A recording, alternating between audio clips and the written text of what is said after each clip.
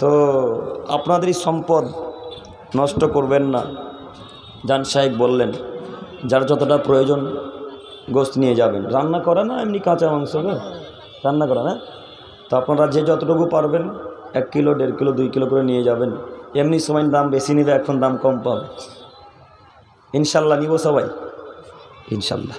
সম্মানিত মুরব্বী সাহেব, আমি বলতে চাইছিলাম যে আপনি পাড়া প্রতিবেশীর সাথে ভালো আচরণ করুন যদি পরকালকে টিকাতে চান। মহান আল্লাহ তাআলা বলেন, ওয়াবুদুল্লাহ, পৃথিবীর মানুষ তোমরা শোনো, তোমরা আমার ইবাদত করবে, ওয়ালা তুশরিকু বিহি শাইআ, তোমরা আমার ইবাদতের সাথে কাউকে শরীক স্থাপন করবে না। মনোযোগ সহকারে বক্তব্য শ্রবণ করুন।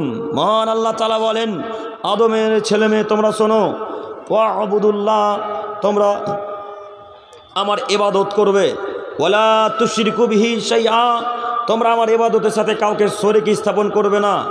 অবিল ওয়ালিদাইনি ইহসানা, এবং তোমরা তোমাদের পিতামাতার সাথে ভালো আচরণ করবে। অজারিজিল কুরবা, এবং তোমরা তোমাদের নিকট প্রতিবেশীর সাথে ভালো আচরণ করবে। অজারিল জুনুব, দূর প্রতিবেশীর সাথে ভালো আচরণ করবে। এখানে আরও কয়েকটি কথা আছে, আমি সেদিকে যাচ্ছি না, লম্বা আলোচনা হয়ে যাবে। আমার আজকে যেটা বিষয় সেই অংশটুকু নিয়ে কথা। মহান আল্লাহ তাআলা বলছেন, আদমের ছেলে মেয়ে আমার ইবাদত করো, আমার ইবাদতে কাউকে শরীক স্থাপন করো না। তারপরে তোমরা পিতামাতাকে ভালোবাসো, তারপরে তোমরা পাড়া প্রতিবেশীর সাথে ভালো আচরণ করো। পাড়া প্রতিবেশী, আত্মীয় স্বজনের হক বারবার দৃষ্টি আকর্ষণ করে আপনাকে বোঝাতে চাইছি, বারবার দৃষ্টি আকর্ষণ করে আপনাদেরকে আমি বোঝাতে চাইছি যে পাড়া প্রতিবেশীর হক আল্লাহ বলছেন আমার ইবাদত করা লাগবে, আমার ইবাদতে কাউকে শরীক স্থাপন করবে না। তারপরে পিতামাতাকে ভালোবাসবে, তারপরে তোমরা তোমাদের পাড়া প্রতিবেশী ভাই বোন আত্মীয় স্বজন গরিব দুঃখী মিসকিনদের সাথে ভালো ব্যবহার করবে। শুনুন সম্মানিত দিনী ভাই, পাড়া প্রতিবেশীর সাথে ভালো আচরণ করা লাগবে, এ কথা আল্লাহ বলেন। এই আয়াতের শেষ বাক্যে গিয়ে আল্লাহ তাআলা বলছেন অবনিস সাবিল, পাড়া প্রতিবেশীর সাথে তো ভালো আচরণ করতে হবেই, রাস্তাতে দিয়ে যারা চলাচল করছে তাদের সাথেও ভালো আচরণ করতে হবে। এই আয়াতটুকুর অর্থ কি বুঝলেন? এই অবনিস সাবিলের অর্থ আপনি কি বুঝলেন? আবারও বুঝাচ্ছি, একটু মনোযোগ দেন। আল্লাহ বলছেন পাড়া প্রতিবেশী, বাড়ির পাশে বাড়ির লোকের সাথে ভালো আচরণ তো করতে হবেই মুসলিমদেরকে। যখন রাস্তাতে চলাচল করবে মুসলমান জাতি, তখন রাস্তা দিয়ে যদি কোনো মানুষ যাতায়াত করে তার সাথেও ভালো আচরণ করতে হবে, কথা আল্লাহ বলছেন। এবার আপনাকে দেখাচ্ছি ভালো আচরণ কিভাবে করছেন আপনি।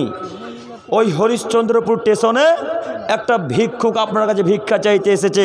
আপনি খুব সুন্দর সাদা ধবধবে একটা শার্ট আর কালো কুৎসিত একটা প্যান্ট পরে বাবু ইন করে কোট পরে দাঁড়িয়ে আছেন। আর ওই সাঁওতালদের একটা ছেলে যারা ওই ভাটাতে কাজ করে, ওই ভাটার কর্মচারী ছেলেরা নোংরা হয়ে থাকে, ওই ছেলেগুলো এসে আপনার হাত ধরে বলছে বাবু 5 টাকা দেন না।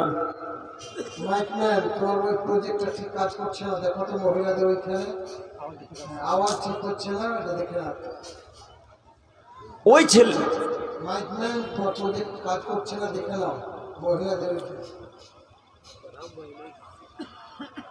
উনি এখানে থাকেন না কেন, চলে যাচ্ছেন কেন কোথায় কোথায়?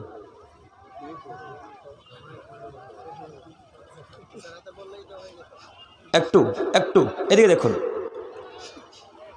ওই বাচ্চা ছেলেটা নোংরা হয়ে আছে, যারা ভাটার ছেলে কাজ করে, ওই পাইখানাদের ছেলেগুলো এসে আপনার হাত ধরে বলছে ভাইয়া বাবু 10 টাকা দেন না, 10 টাকা দেন। এভাবে হরিশ্চন্দ্রপুর চাই না, দেখেননি হরিশ্চন্দ্রপুর ভালুকার এদিকে কি শামসি স্টেশনগুলো আছে, অনেক ছেলেগুলো এইভাবে ভিক্ষা চাইতে আসে, অনেক আসে।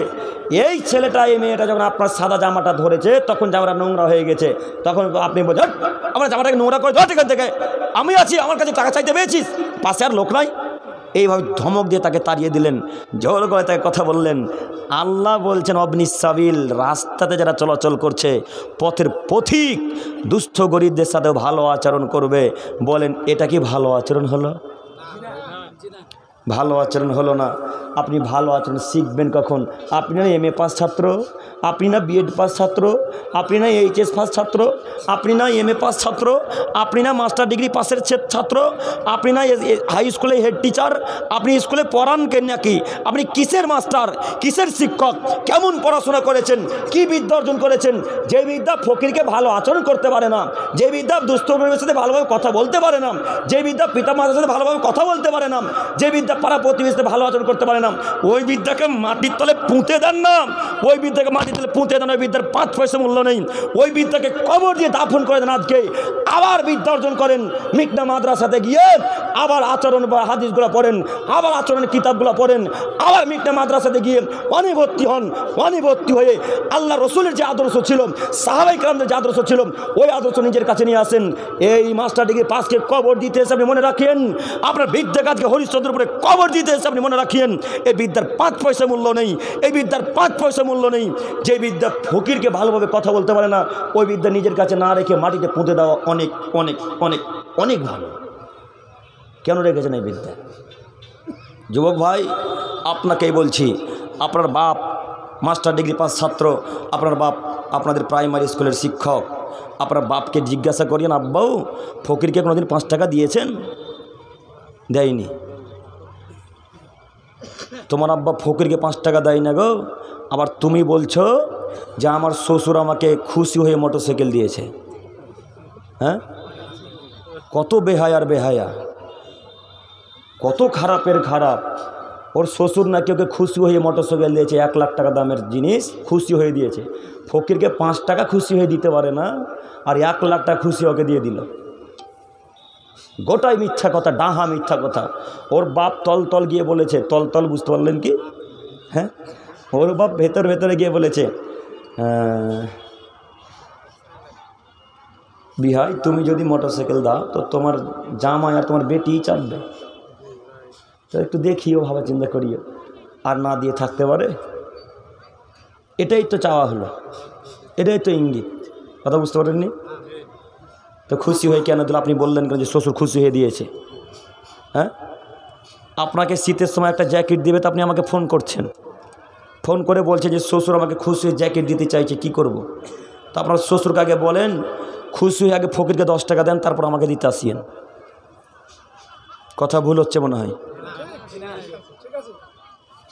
ফকির মিসকিনকে খুশি হয়ে 1 মুঠো চাল দিতে পারে না, লাথি মেরে বাড়ি থেকে তাড়িয়ে দিচ্ছেন, আর জামাইকে খুশি হয়ে 1,30,000 টাকা RTR গাড়ি দিতে পারছেন। কত বেহায়ার বেহায়া আপনারা। সম্মানিত মুরব্বী সাহেব, যাই হোক, আমি বলতে চাচ্ছিলাম, ওই হরিশ্চন্দ্রপুরে যত ভিক্ষুক আসবে, প্রত্যেকটা ভিক্ষুকের সাথে ভালো আচরণ করতে হবে। টাকা নেই, সুস্থ মেজাজে ভালোভাবে বলবো, পাশের ছেলের কাছে যান, ওনার কাছে যান। আমার কাছে খুচরো নেই, আমার কাছে টাকা নেই, নরম মেজাজে কথা বলতে হবে। মনে থাকবে না? প্রমাণ মহান আল্লাহ তাআলা বলছেন, ওয়াইদা হাদারাল কিসমাতা উলুল কুরবা ওয়াল ইয়াতামাল মাসাকিন।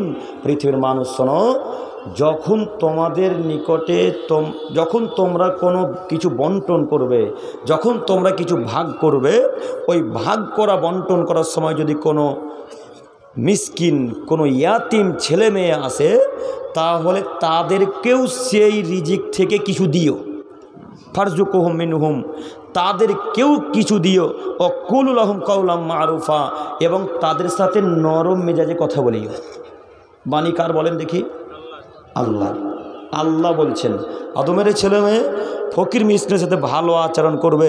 তোমরা যে এই জিনিস ভাগ বন্টন করছো, ওই ভাগ বন্টনের সময় যদি কোনো ফকির মিসকিন আসে, তো ফকির মিসকিনকে একটু কিছু দিও এবং তার সাথে ভালোভাবে কথাবার্তা বলিও। বলেছেন? বলেননি। একটা ভালো উদাহরণ দিয়ে আপনাকে দেখি আপনাদের গ্রামে মিলে কিনা। আপনাদের গ্রামে পুকুর আছে? পুকুর, মাছ চাষ করেন আপনারা? যখন মাছগুলো ধরে দেখবেন সকালবেলায় বা দুপুরবেলায়, ওই মাছ ধরার